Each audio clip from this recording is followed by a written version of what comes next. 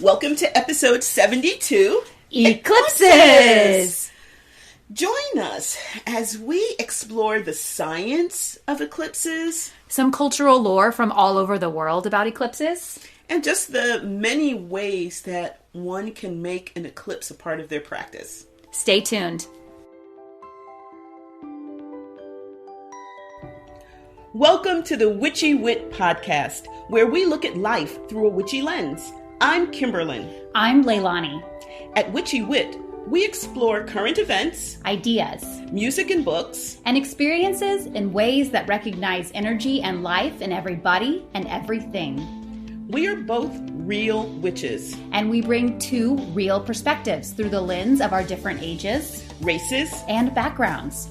With a healthy skepticism for what we have been told is true, our conversations are raw, candid, and vulnerable. Join us as we cast a spell to uncover what we each know is true in our intuitive, witchy selves. Welcome to episode 72! Eclipses! Yay! I'm so excited about this episode. I'm excited about doing this episode because it ties into real life. Yes. And I'm really excited about the eclipses occurring in the next next month and the next few months. Yeah, me too. But before we start talking about eclipses, let's talk a little bit about where we've been since we last got together. That sounds great. Why don't I start? That sounds good. Okay. So I've rediscovered through a mutual friend of ours the joy of karaoke. O karaoke. I just think that you're so... Oh, man. What you bring to karaoke is like way more than most people bring. Well, and our mutual friend too. Yes, and you have like a degree. but I don't sing. You know, it's so funny because the songs I sang are like Patsy Cline and Carrie Underwood and Before He Cheats. Mm-hmm. And what else did I sing? I can't remember. It'll come back to me. But Nickelback. We all want to be rock stars. We all just want to be big rock stars. And people were singing along with me and everything. It was so cool. Anyway, it's one of those things where it's not only I enjoy singing it myself and enjoying being with friends who are singing, but I enjoy watching other people. Because there are some people who get up there and they don't have musically trained voices, and they don't care. They just want to sing the song that they love. And they do. And then there's some people who are up there who are like so drunk. They are so fucking... And like the words go by and they're like 2 or 3 sentences behind. And I keep wanting to say, just stop and start where you are. But they don't care. They want to sing their song. Yep. And it doesn't matter where the music is. So it's just... It's kind of... one of those social eveners. I don't know that... You know what I mean? Mm-hmm. But equalizers. That's the word I'm looking for. Social equalizers. We discovered a new place, and that's very close to me, and so it's and this was our first time going. And everyone there was so friendly. They came up and they talked to us, introduced themselves. There were people playing darts, people playing pool. It was so much fun, and there were a lot of people singing karaoke, and it was really, really, really cool. Wow. Yeah, it's just so much fun. Do you feel like you're undercover? Because I feel like acting like a normal person, like a normal person. It reminds me of like if a classical train for like the in like the London Ballet or something like came somewhere and was doing Zumba. Yeah, Yes, yeah. On a certain level, it does, and I like that. I like that it's an opportunity for me to not. I mean, to be fair. I do kind of make sure that I sing. I have a Spotify list. You can go look. I have a Spotify playlist of my karaoke favorites that I do sing along with to make sure, it's not too high or whatever. I might need to modify a little bit, but for the most part, it's just like doing it. I love that. Doing it. And it's a lot of fun. Sometimes it's a hit. Sometimes it's a bit of a miss, but it's so much fun. Wow. Yeah. So wow. That's me. What about you? So I am ordained. Oh right. Mm-hmm. Yes. Mm-hmm. So I do weddings. Now I don't do them a lot because I don't tend to like weddings very much. I don't think they're very fun. Okay. I just I just don't like a lot of weddings. Like, I think I love ritual, and I think a lot of weddings are like not really rituals that are in touch with the people's values and intentions. I think they're just kind of like a thing that people do. Like the standard conventional, gotcha. You know, like initiate wedding sequence now, sort of thing. You know, and we do this because we do this. I, as a ritualist, love ritual for the sake of ritual and the intent behind that ritual. So I don't go to a lot of weddings, and I don't officiate a lot of weddings. But this past weekend, I officiated a wedding for a friend of my partner and I. And it was very fun, and I very much enjoyed myself. And she sent me this gift, so I wanted to show it to you. Yay! Okay, so she sent me this gift. And she's opening the box, so I haven't seen what's in this box. This is a reveal. Okay, can you pull it out? Sure. And look.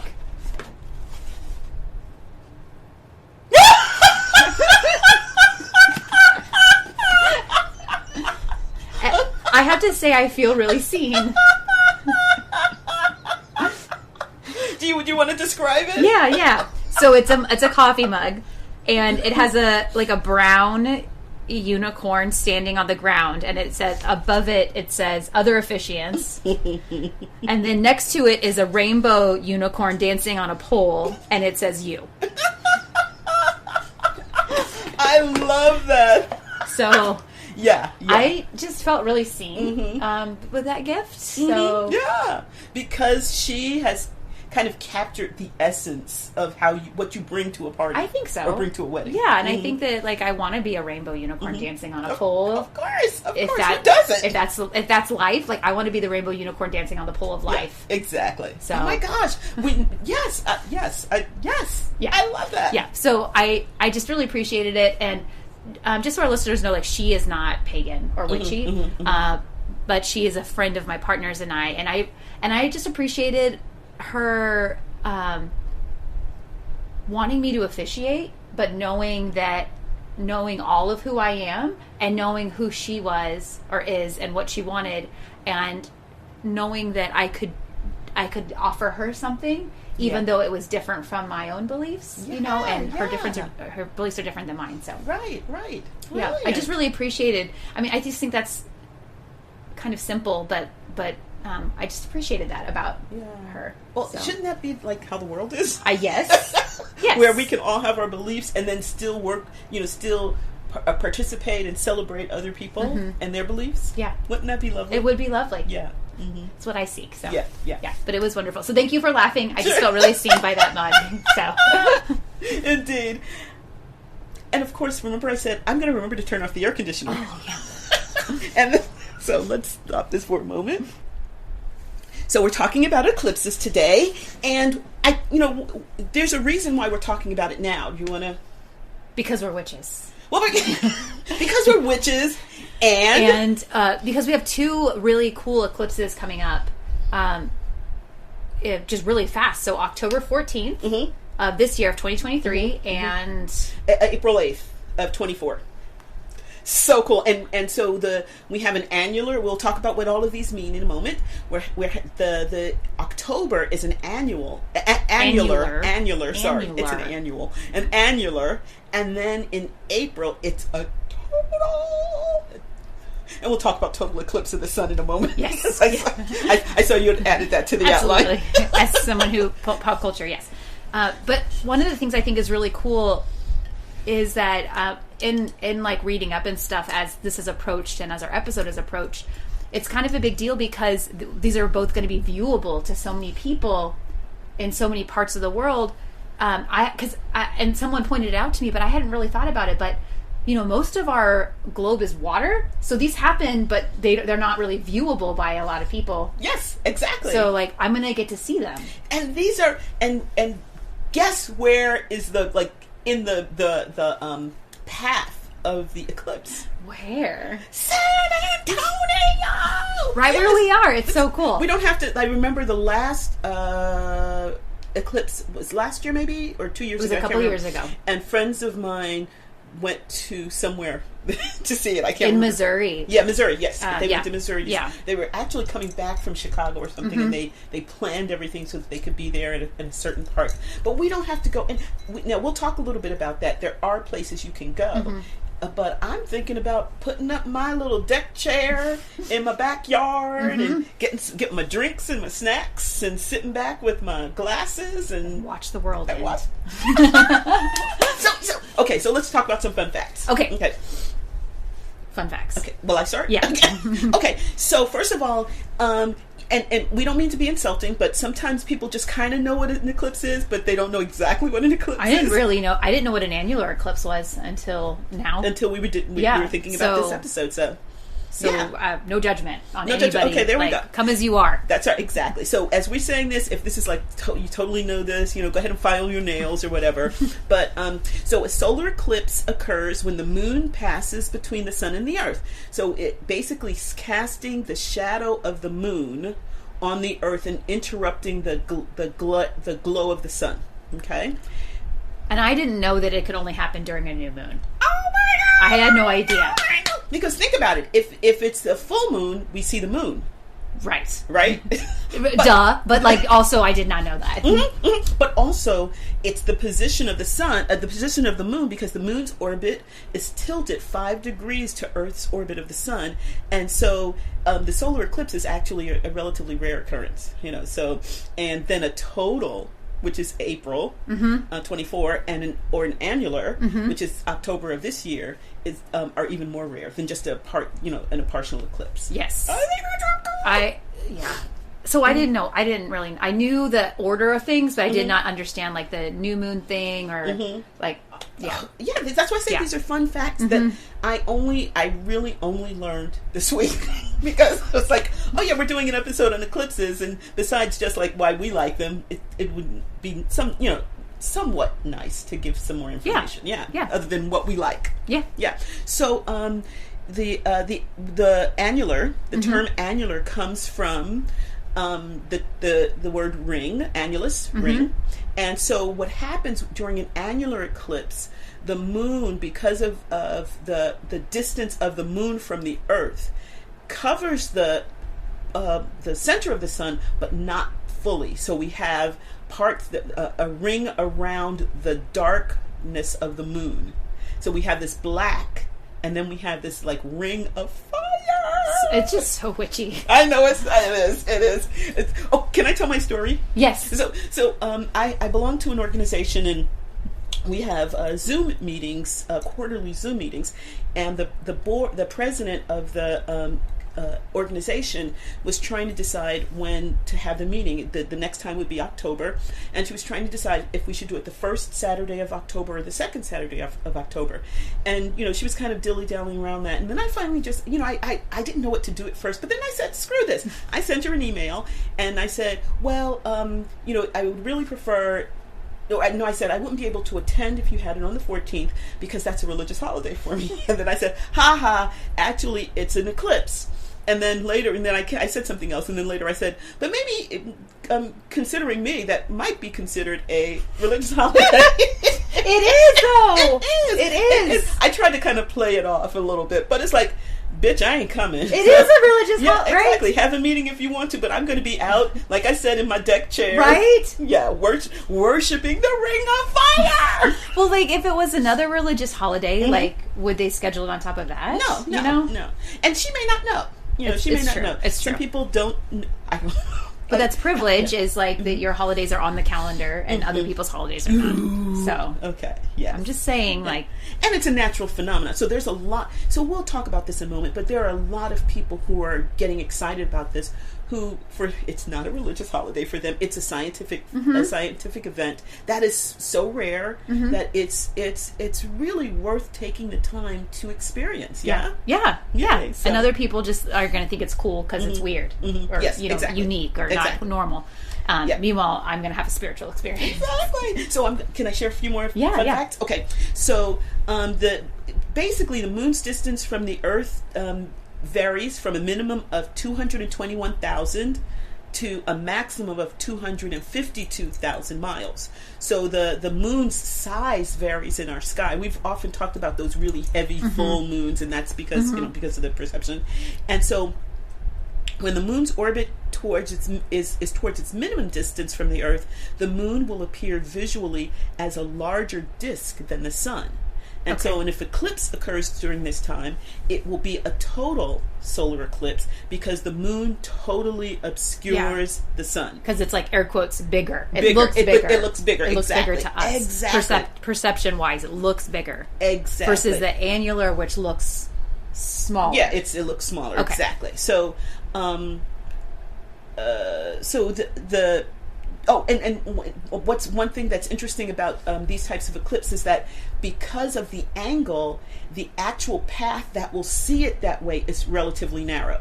So if you were not in the path, you will still see part of this. You'll see more than just that ring of fire for an annual or total, right? But because San Antonio is in the path, we'll get that full experience of the full experience of the eclipse. It's like you said, when it happens over the ocean, we don't see the full ones. We just see partial. Yeah. I did find some really neat maps online that showed where you could be for the totality versus like partial. And the partial looked like a cookie that had a bite taken out of it, which is still cool. Yeah, still cool. It's still neat seeing that too. Yeah. But if our listeners are wanting to find the area, it went through a large chunk of the United States and other countries too. So you could just check a map and find it, and then. And I'll actually put a couple of links to things like that in our show notes. That would be cool. Yeah, so people can see that. And yeah. So a couple of things that we should say, because I mentioned the idea that I'm going to be sitting and enjoying this in my backyard. There's some safety guidelines that are super, super important. You cannot look at an eclipse. Okay, so let me take that back. So there's some caveats here. Except during that really brief phase when the moon is totally blocking the sun. That means not an annular, but a total eclipse. Okay, so where there's no sunlight at all, that's the only time you can look at this. You can look at an eclipse with your bare eyes. I think I would be worried. I'm not doing it. Yeah, I think I would be worried that like I misjudged. Unless there was a scientist next to me that was like, "And go." I think I would just be worried about trying because like that's real damage, right? Oh yeah. So exposing your eyes to the sun without proper eye protection during an eclipse can cause eclipse blindness or retinal burns. Jeez. And so I know. Yeah, this is also called solar retinopathy. Jeez, and okay. I know. And so the exposure to the light can cause damage or even destroy cells in the retina, the back of the eye, that transmit what you see to the brain.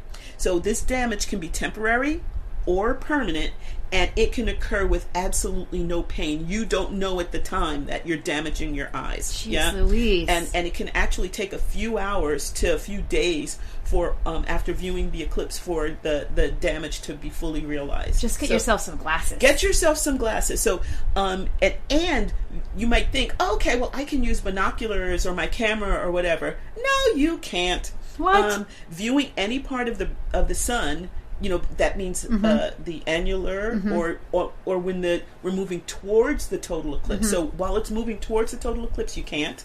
It's only the moment of the total eclipse that you can, but you just not really sure when it's a little bit off kilter. I agree. I don't know. I don't know. And but I don't want to ruin my eyeballs. No, exactly. But so viewing any part of the sun through a camera lens, through binoculars, or telescope without special equipment will instantly cause severe eye injury. So you'll actually feel that one.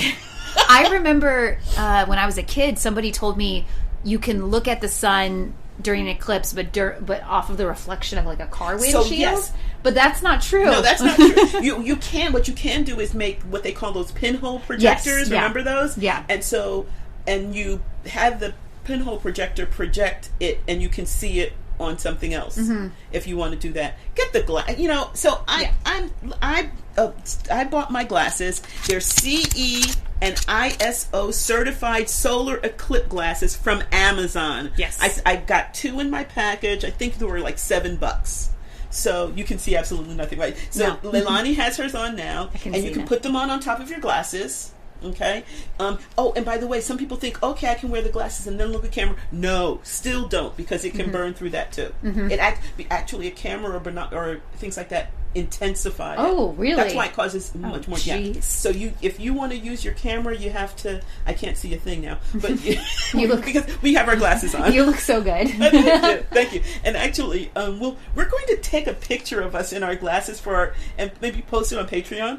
I think that sounds great. Yes. We should do that. Yeah, so people can see how fabulous you look in your protective required eclipse glasses. Okay, so just make sure that you get they're CE and ISO certified, and they're so cheap. I mean, I almost, because I thought I was going to have a party in April, I almost got like 20 pairs or something, and then I said people can buy their own damn glasses. Yeah. So anyway, but I did get a couple just in case one gets scratched or something. The CE and the ISO, I looked up what they meant, and they're both organizations that certify so that it doesn't matter where you go in the world, because each country has different standards, so they're like a common set of standards Exactly. to make sure that they're safe. So because I don't want to look at the sun and burn my eyes, I wanted to make sure I got glasses that had those certifications on it.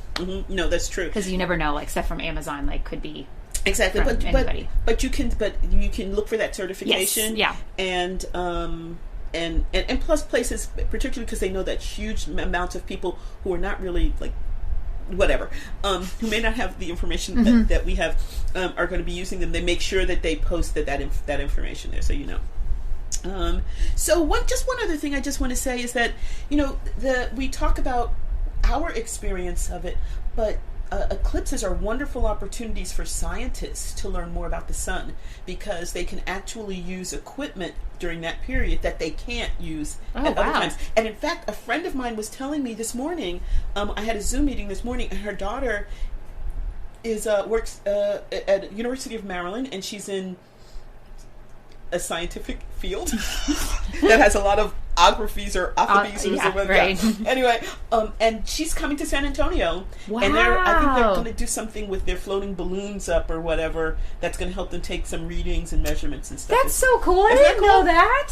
Isn't that great? That's really cool. Yeah, That's really cool. So this is a wonderful opportunity for scientists to get some information. Plus, we're going to talk a little bit about, you know, cultural things, but it's also kind of it's an inspiration period for a lot of people, and we'll talk more about that. I did know that part about the theory of general relativity and the eclipse being used to help prove that. Like, I had heard about that. Yeah, so this was new information for me. So one of the things I did look, the San Antonio Library, for those of you who live in town, they have a huge reading list for the eclipses. So you can just go in and type in SAPL and eclipses, and they have a wonderful reading list. But this is some information, just a number of books that told me how various eclipses were used by scientists to further scientific understanding in the lay world.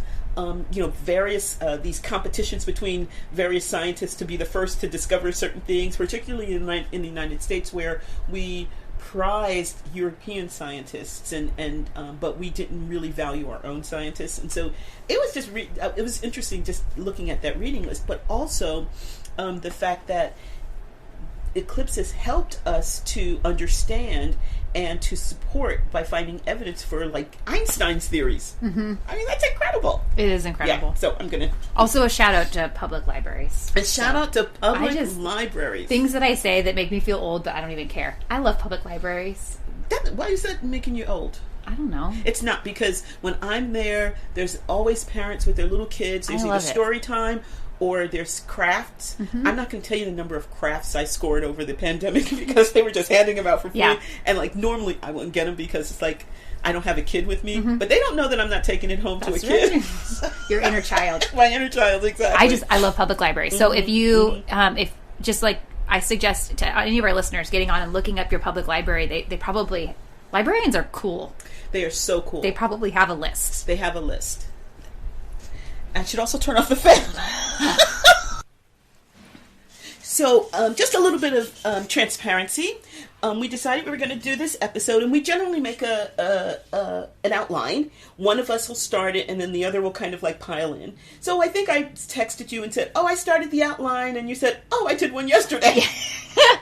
So I kind of smushed them together. Smushed them. But this is one area where you just went crazy. So you want to get us started on this? Yeah, and so I wanted to talk a little bit about different cultures' lore behind eclipses. And the reason why I wanted to do this was actually because of one of our earlier episodes on Friday the 13th.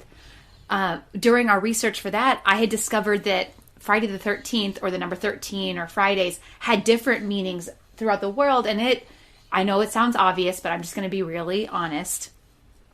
Realizing that other cultures think things different than me was really exciting. It is and very really exciting. mind expanding. And now when I say that, of course I know that that's true, but I think I run with this like operating system that operates from this thing of like, what I think everybody thinks. My experience is everyone's experience. And even though I know that to not be true, I forget that. It's, Yeah.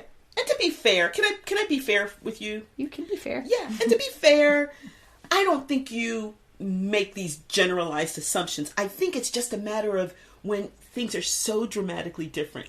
Oh wow, it's so cool. Yeah. It's so cool. Yeah. I would imagine that it's really just like learning something. Not just learning something new, but how excitingly different that new thing is. I think so. Mm-hmm. I think so. Mm-hmm. So after really being inspired by the Friday the 13th episode, I thought, well, I wonder what eclipses are like. Like, what do other people think? Because I have, and I've never seen a total solar eclipse, and I've never seen an annular eclipse. I have seen the partial ones. Yes. Where it looks like the cookie with a bite out of it. And I remember watching that and thinking like, okay, I get why people probably thought that something bad was happening, and it was scary. Because it kind of freaked me out, and I knew what was happening. I had like science books and people saying what was happening. So I remember thinking like, wow, that must be really freaky to all of these people before that did not know what was going on.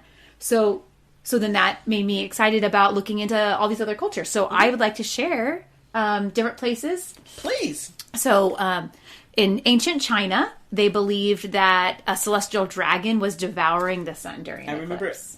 I remember reading a story, and as an aside, a part of it was taking place during the eclipse, and they watched it take a bite, and then take another bite, and then take another bite. Wow. Yeah, isn't that cool? That's cool. Yeah. That's so cool. Yeah. There's a superstition in India that you are to avoid eating during eclipse. Cooking and eating and drinking are avoided because the food goes bad during an eclipse. Okay. I wonder. Okay. Not literally spoils, but energetically is bad. Oh, okay. Because everything's so flipped, maybe backwards. I think so. That was my guess. Is it something to do it's dark during the day? This good food is bad for you. That's my guess. I don't know. Yeah. I thought that was cool though. I think that's really cool. So you are going to be eating snacks on your back porch watching the event. But I'm going to put an energetic bubble around myself, I'm going to be protected from any sort of. Now, the United States, I've grown up with hearing things about eclipses being apocalyptic and stuff like that. I did do a little look and found in the Bible where it said the sun will turn into darkness and the moon to blood before the great and dreadful day of the Lord comes. I personally think the sun turning dark and the moon turning to blood sounds awesome. I know. I know that's a spiritual where in the moon. Yeah. Okay. Oh yeah. The moon runs like blood. Oh really? Yeah. That's in a spiritual? Yeah. Oh. Yeah. That's cool. I know. But I didn't know that they were talking about. Okay, I'm sorry. You're looking at me like, yeah. What does this have to do with what you're talking about? Well, you just didn't know that it was directly. I didn't know that it was an eclipse that they were talking about. Yeah. Okay. Wow. Okay. Yeah. See, I learned something. Well, yeah. I just think that the sun turning dark and the moon turning to blood sounds awesome. Sounds like a party to me. Right? That sounds... And it is a party to me. Yeah. You're welcome to come over and party with me. Thank you. But this is why I'm a witch. And okay. In Tibet, people think that good and bad deeds are multiplied during an eclipse. Okay. Because it's a supernatural event, I yeah. guess. Mm-hmm. It's like an intensifier. It's like quartz. There we go. Gotcha. Okay.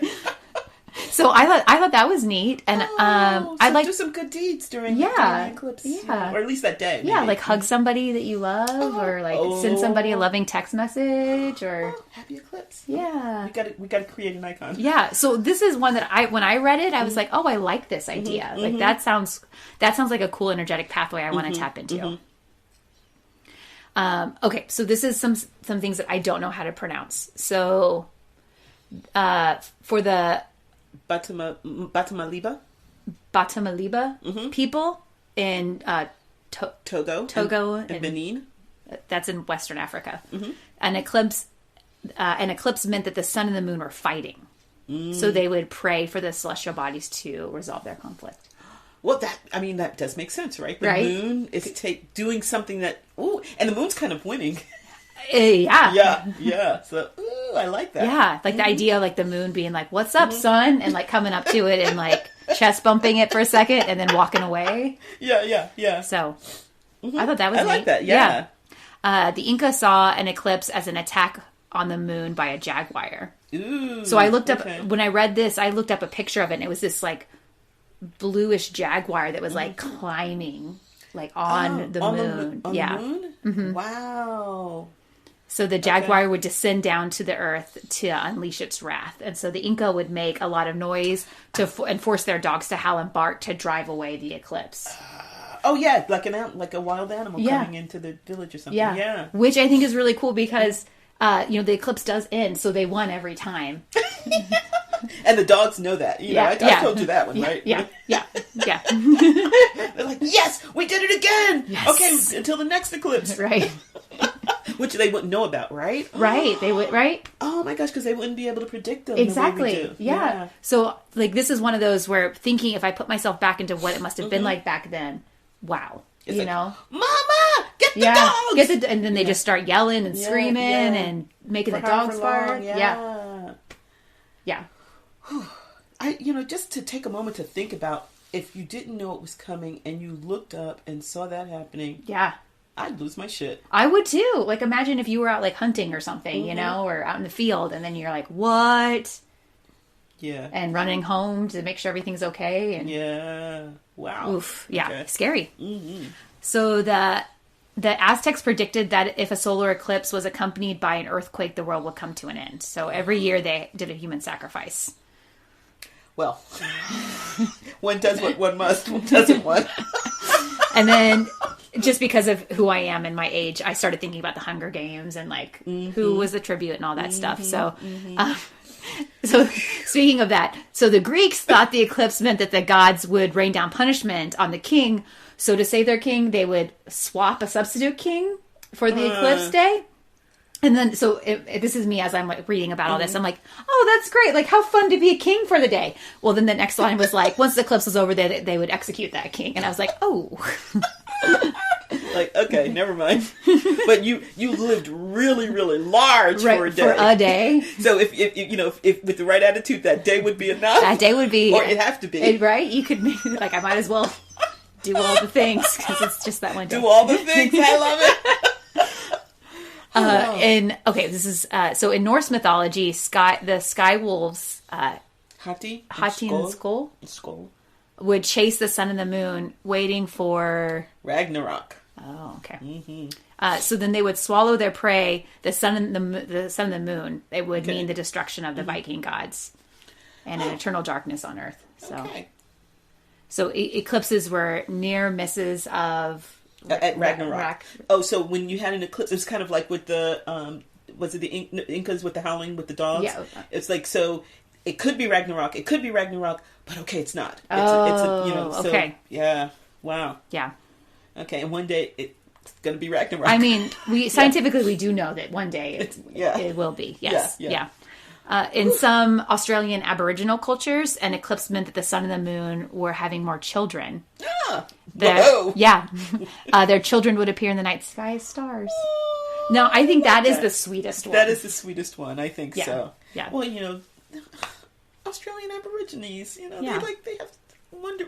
There's a lot of other folk tales from that culture that I think are pretty sweet. So yeah, but I love that. Okay, this is another one that I did not know how to pronounce. Kalina. Kalina, and I say Suriname, but I'm not sure if that's correct or not. Mm-hmm. So the Kalina of Suriname believed that the sun and the moon are siblings, and an eclipse meant that one of them knocked the other out. Having a sister that I fought with constantly. Having a brother who is 18 months younger than me. I so see that. This makes sense. This makes total sense to me. Yeah, I remember one time we fought so hard we knocked the television out of the window. We were in the second floor. What? Yeah, we were in the second floor. Knocked the television out the window. And you know what my sister said, the little bitch? What? Ooh, look what you did. Look what you did. And of course my mother said, "You're the oldest one. Like, what was I supposed to do? Like, fling my butt? Like, just because I'm old doesn't mean I have any control of the situation." Anyway, but oh my goodness. But we digress. We digress. Yes. So okay, so my favorite one is the idea of it multiplying, like whatever you do, and then the other one is about the star children. Me too. So, and the most horrific for me is the Greek, of course. Yes, the Greek gods. Like, you get to be a king for a day, and then and then. Like, oh wow, okay. I wonder if they. Well, I guess after the first eclipse, you kind of figure that out. But I'm wondering if they knew, if the king for the day knew that. Yeah. They thought, okay, gotta get ready to get back to the farm, right? And they're like, no, surprise. Yeah, the sun's up and it's time for you to go. Yep. I kind of think people would be willing to die to be a king for a day. Yeah. I would not. I would be like, no, thank you. But, it depends on what their life, like if it's like a prisoner or something, think about it. It's like, you're going to, Right. Still pretty gruesome for me. Yeah. What was it? There was another one that's kind of gruesome. The sun will turn, the apocalypse. Yeah. The apocalypse. Yeah. Although, shout out to this sun turning to blood. Yeah. That does sound cool. That's pretty. I was like, one man's apocalypse is another woman's. Right. Sounds like a good time. Right. Singing, dancing, and making merry like the apocalypse. Yeah, sounds good to me.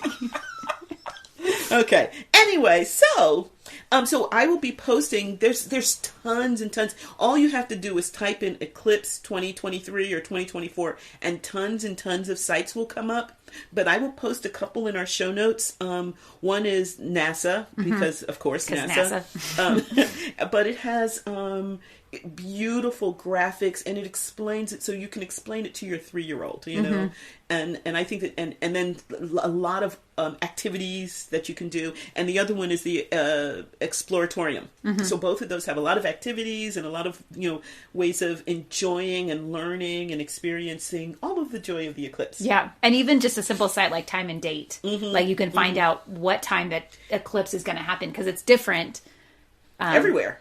Which again, I was like, what it is? Oh yeah, duh. Like, depending, it's a path. Exactly. Depending on where you live, because of the sun and the moon, like rising and setting and all that stuff, like at different times of day. Exactly. And then I will also post the timetable for San Antonio. It actually has like every eclipse from now to like think 2029 or something like that. So nice. So you're good to go. Nice. It's like your one-stop shop there. Yeah. But you mentioned the idea of it's different times, duh. But one of the things that I love about that idea is that I remember there's a period where I was a little bit estranged from my sister, and someone said, go outside and look at the sun, and they said that's the same sun that's shining down on your sister. Aww. And so even though you may be apart for whatever reasons, there's still stuff that you share. That's really beautiful. Isn't that beautiful?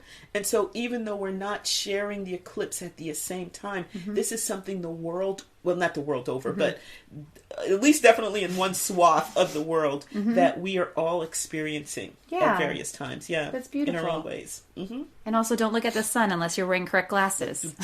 Children, $5.99.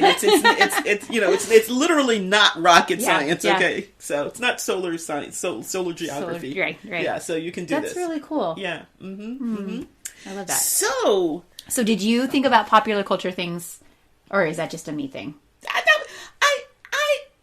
No, it was you thing. Okay. Let's be fair. I'm going to be honest. This is the way my brain works. Like, whenever people started talking about the Ring of Fire, the annular eclipse, when they said Ring of Fire, I can hear. I did sing that. I hear Johnny. I hear guitar. Do, do, do, Yeah. do, do, do, do, do. Yeah. Johnny Cash, Ring of Fire. So I'm just going to shout this out. So actually, it was released by June's sister, Anita Carter, first. In 1963. But of course, who got credit? Yeah. And then I thought this was interesting. As somebody who, now I am a white girl living in San Antonio, which is like, used to be Mexico, but so he added, quote, these are his words, Mexican horns. That's what he called them, Mexican horns. God bless him. Oh my gosh. God bless him. It was a simpler time. Right? Oh my goodness. But okay. I read that there's like a lot of lore because it's Johnny Cash, so there's going to be like so much lore, and just being honest, like I don't really care much. You're not a fan. Like I don't really care much for or not for him or whatever. Like, but like there's a lot about he like told Anita Carter, like, I'm going to let you have this song sit for a while, but if it doesn't take off, I'm going to do it, and it's going to take, I don't know, like, he sounded kind of cocky from what I read, but... It sounds like Johnny Cash. Yeah. I never even saw, isn't that Walk the Line? I, like, never even saw any of those movies about him, so I don't really know much. So, here you go. I was alive when Johnny Cash was singing, so... Oh. But, friends of mine actually went to one of his concerts. He's dead? That's how little I know. I guess he's an older guy, so he's okay. Dead. Okay, cool. He's dead. He's been dead for a while. Okay. But why would you know that if you're not a fan? Like, why should you care? They don't play Johnny Cash at raves that I know of. So. No, he has been. He was sampled. Who sampled him? I'm sure he's sampled. He's sampled, and I can't remember who sampled him, but someone sampled him. I don't know how much or what piece or whatever, but I know for a fact that because... I remember there was a list of like the musicians who have not been sampled, and he wasn't on that list. Oh wow, yeah, he's been sampled. Okay, yeah, so the Ring of Fire thing, I kind of wonder. I don't know, chicken and egg. Like if we started calling annular eclipses rings of fire because of Johnny Cash or what, like if that, I don't know etymologically, like where that, like when that term started to be used, but I read the lyrics to his song and it has nothing to do with an eclipse. No, but.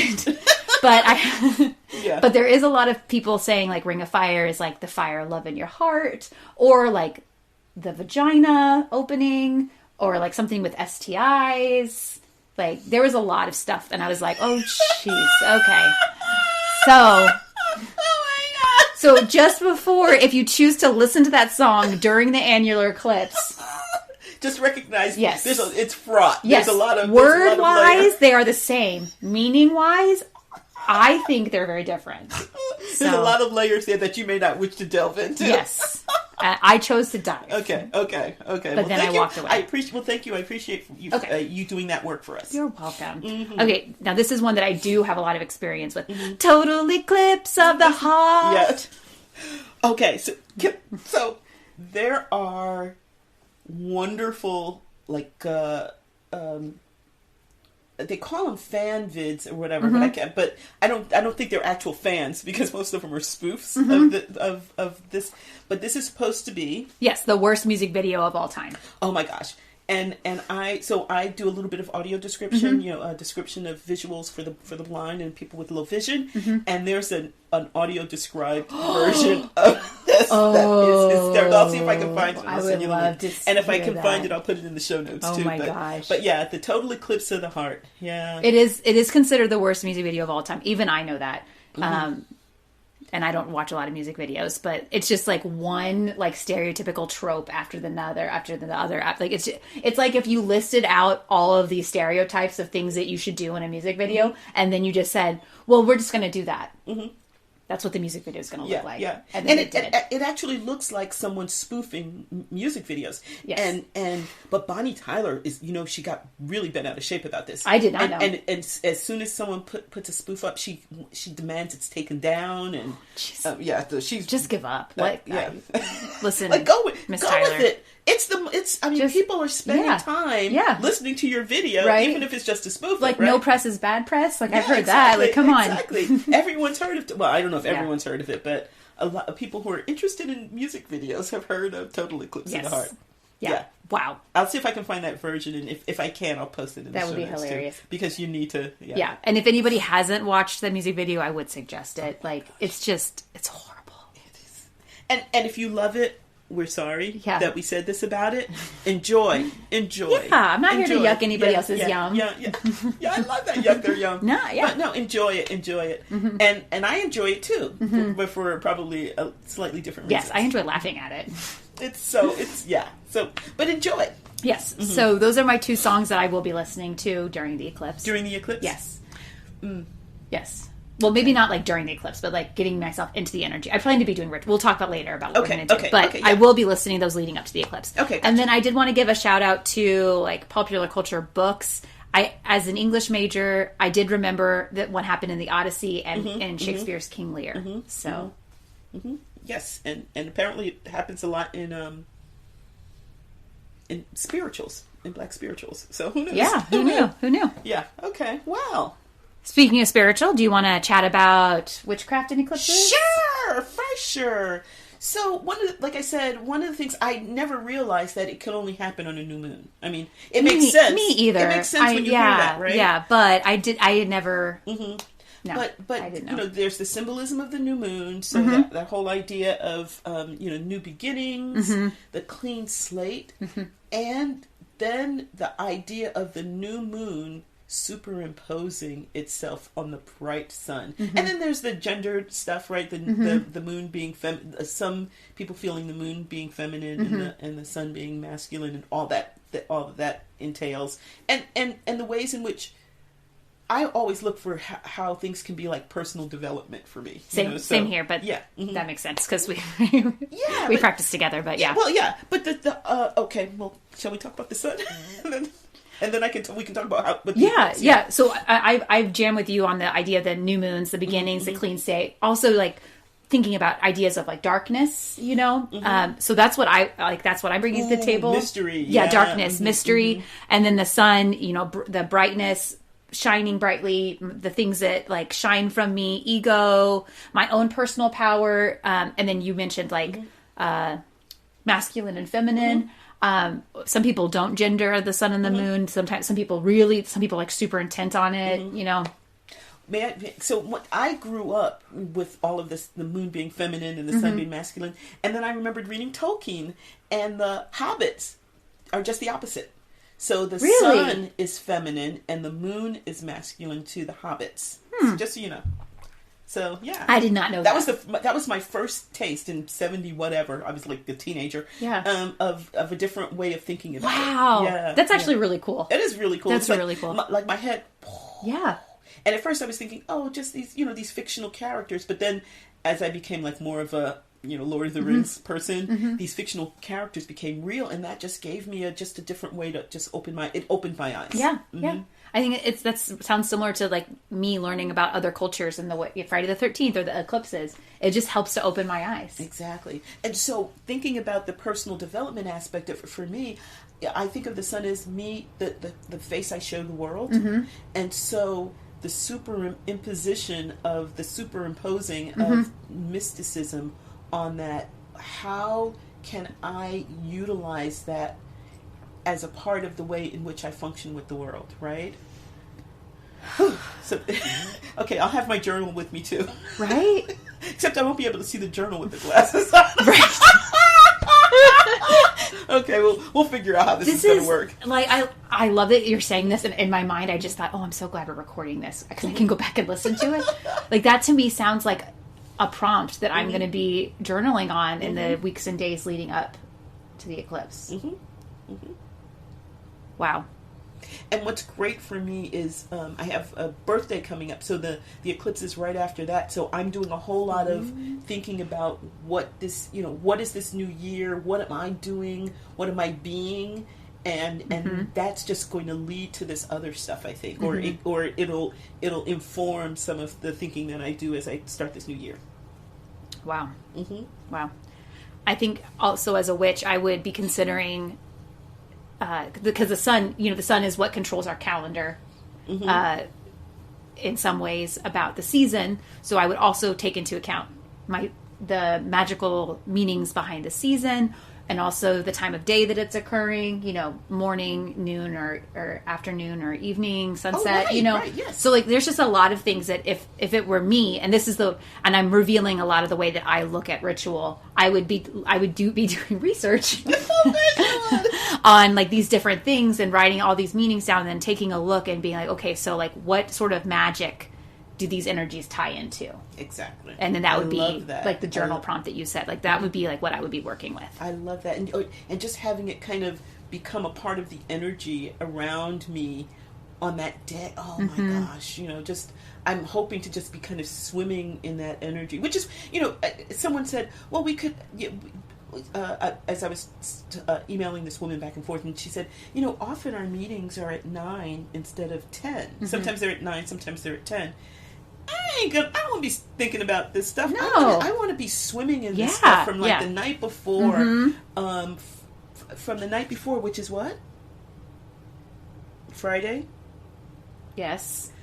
Okay, what's the day? So Saturday, what's the date on of Saturday? Saturday, October 14th. No! Yes! Yes! Friday the 13th! Oh, this is witchy as fuck. It's Friday the 13th. Don't even stop that. Yes, it's Friday the 13th. That's what I'm saying. I want to be swimming in this stuff. It's Friday the 13th, and then on the 14th, we have an annular eclipse. And I've been mentioning Friday the 13th more often in this episode than any other episode. I feel like I was channeling that energy. You were channeling. You just didn't know. I didn't know. OMG. Wow. Isn't it? See, that's what I'm saying. Do I want to have a meeting at 9 o'clock on Saturday? No. I mean, we could, but I'm not going to be good for much. I want to have a witchy meeting. Yeah, exactly. And by meeting, I mean dance around. Yeah, dance around naked in my backyard. Yes. So. Oh my gosh. Yes. Wow. Yeah, I didn't. Yes, that's what I'm saying. No, I had no idea. Be, that weekend's going to be just totally buzzed. Mm-hmm. Yeah. Wow. Yeah. I also might recommend. So, I'm going to reveal something about me. I am not skilled with astrology. Mm-hmm. Like that's just not something that I've really put any time or energy into. But if you are interested in astrology, our friend that has been on the podcast, the Pagan Feminist Astrologer, is the name of her episode. I am sure she is going to have lots of good stuff. Yes, and she has a lot of good stuff, and she has a podcast too. Have we talked about that? I don't know if we. I don't remember. But she probably. I'm trying to remember. They usually do it about a week before. So I think I'll find out the date or whatever. Maybe if I think about it, I can post that in the show notes too, where they talk about like the meanings. I mean, and it's 3 women. It's our mutual friend, and then someone from I think England, and someone maybe Finland. I could be wrong about that. And they bring, it's kind of like us. They bring all their different perspectives to it, and talk about it. And I've listened to their episodes, and they're amazing. So if astrology is your jam, you want to listen to and I believe it's called Astro Chat, right? Astro Chat. ASTRO, Astro, like astrology, Astro Chat. And you can find them on YouTube. And I don't always listen because astrology isn't my thing, but I do listen when there are big things like this happening. So I'm like a Christmas and Easter Christian. You're a Beltane. A Beltane Samhain and Eclipse pagan. Right? Yeah. Pagan. Yeah. So I jump in and out of them, but even as someone who is not into astrology, I'm able to get good stuff from it. So I would recommend. And I resonate with I can't remember. I think it might have been the Incas or whoever said that everything is kind of amplified during this period, and so the idea of your emotions, the work that you're doing. If like I said, if you with not looking up but looking down at your journal. Yes. Don't look up. But if you're journaling, anything that you do during that time, I think will probably be amplified, will be ramped up, or at least you'll experience it differently than you would say a week previous. So that might be something to play with, the energy starting with Friday the 13th, and maybe we talked a little bit about self-care and taking time, and so taking time and letting it spill into the time that you experience the environment when this eclipse is taking place. I love that. Mm-hmm. Some possible rituals that I might do. I like to charge things by laying them out. Yeah. My crystal! So imagine laying them out for Friday the 13th and then oh my gosh. Crystals. My crystal's in my 8,000-year-old bogwood. Yay. What'd you bring back from your trip? What's your souvenir? Piece of tree. A piece of wood. That's been sitting in a bog for 8,000 years. Oh my God! That's so cool. No jewelry. You know, it's like... Nope. So yeah. That's... Other people get like fridge magnets. You get a piece of tree. Look, girls got to do what a girl's got to do. Witches got to do what witches got to do.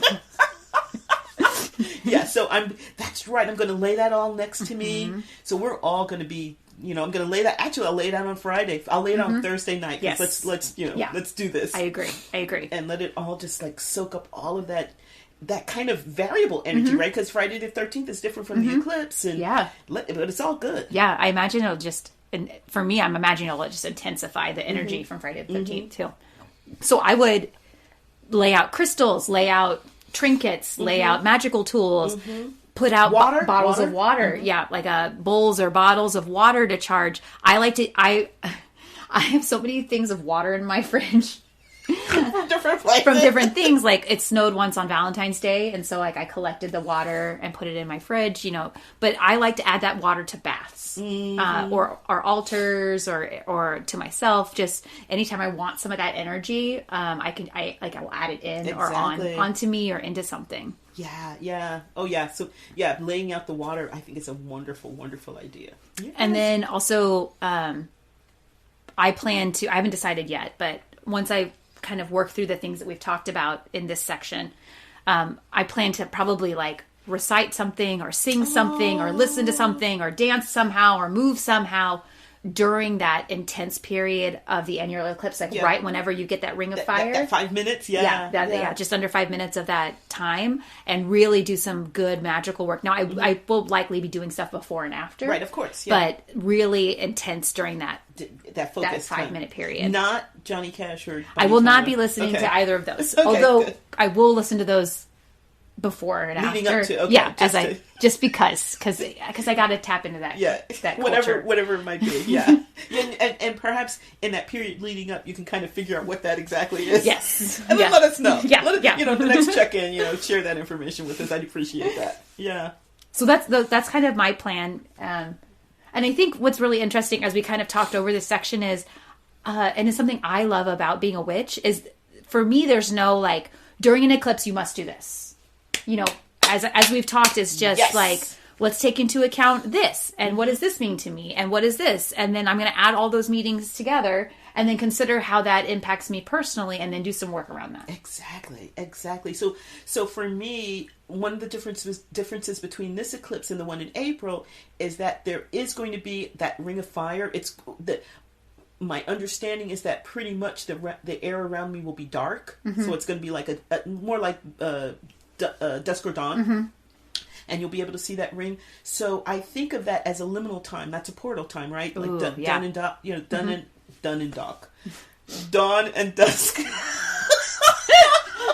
Okay, dawn and dusk are those liminal times. That's when the fae they're very, very active because the portals are more liminal, and so I want to use that kind of energy with the ring of fire, and I'm going to I want to spend some time thinking about that ring of fire that's not like a vagina with STIs. With an STI. Yeah. I need to get that out of my head right now.